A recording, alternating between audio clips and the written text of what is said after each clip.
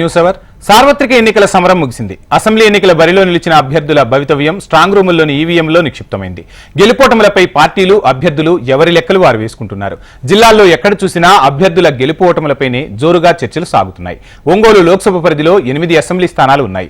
ప్రధానంగా పోటీ వైసీపీ టీడీపీల మధ్యనే జరిగింది.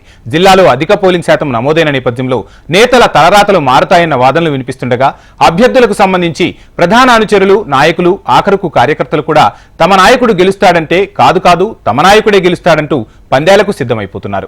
ఒక్క గెలుపుపైనే కాకుండా మెజార్టీలపై కూడా జోరుగా బెట్టింగులు జరుగుతున్నాయి. వేల రూపాయల నుంచి లక్షలు కోట్ల రూపాయల వరకు పందేలు కడుతున్నారు పందెం రాయుళ్లు. ఇక పోలింగ్ ముగిసిన తర్వాత ఆయా పార్టీల అభ్యర్థులు నాయకులు అంచనాల్లో మునిగి తేలుతున్నారు. పార్లమెంటు పరిధిలోని ఆయా నియోజకవర్గాల వారీగా పోలైన ఓటింగ్ శాతం ఆధారంగా లెక్కలేస్తున్నారు. గెలుపోటముల విషయంలో బేరీజు వేసుకుంటున్నారు. ఓవైపు పైకి గెలుస్తామని ధీమాను వ్యక్తం చేస్తున్నా లోపల మాత్రం జూన్ 4న వెలువడే ఫలితాలపైనే ఆశలు పెట్టుకుంటున్నారు. ఆయా నియోజకవర్గాల్లో హోరాహోరీగా కొనసాగించిన ఎన్నికల ప్రచారం మొదలు పోలింగ్ కేంద్రానికి వచ్చిన ఓటర్ల తీరును బట్టి ఏ పార్టీకి ఎన్ని ఓట్లు పడతాయనే అంచనాలతో ఓట్లు లెక్క కడుతున్నారు. కూడికలు తీసివేతలతో గెలుపు అంతరాన్ని నిర్ణయిస్తున్నారు. మరోవైపు సోషల్ మీడియాలో వచ్చిన ఎగ్జిట్ పోల్స్ కొంతమందిలో ఆశలు నింపగా మరికొందరిని నిరాశపరిచాయి. అందుబాటులో ఉన్న పోలింగ్ కేంద్రాల వారీగా ఎక్కడ ఎన్ని ఓట్లు పడే అవకాశం ఉందని అంచనా వేసుకుంటున్నారు నేతలు. ఏ ప్రాంతంలో బలంగా ఉన్నాం, ఎక్కడ పార్టీకి ప్రతికూల పరిస్థితులున్నాయన్న దానిపై ప్రధానంగా చర్చించుకుంటున్నారు.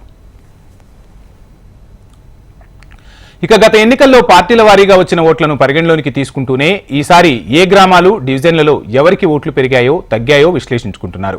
ఊరు వాడల్లో ఎక్కడా ఇద్దరు గుమిగూడినా ఏ నాయకుడిని పలకరించినా ఎవరు గెలుస్తారనే దానిపైనే చర్చ జరుగుతుంది. ఫోన్లలో సన్నిహితులు ఇతర కార్యకర్తలను పలకరిస్తూ గెలుపోటముల గురించే ప్రధానంగా ఆరా తీయడం వినిపిస్తోంది.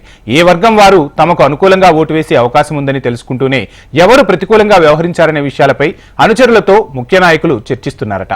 ఫలితాల తీరుపై అంచనాలను రూపొందిస్తున్నారట నేతలు.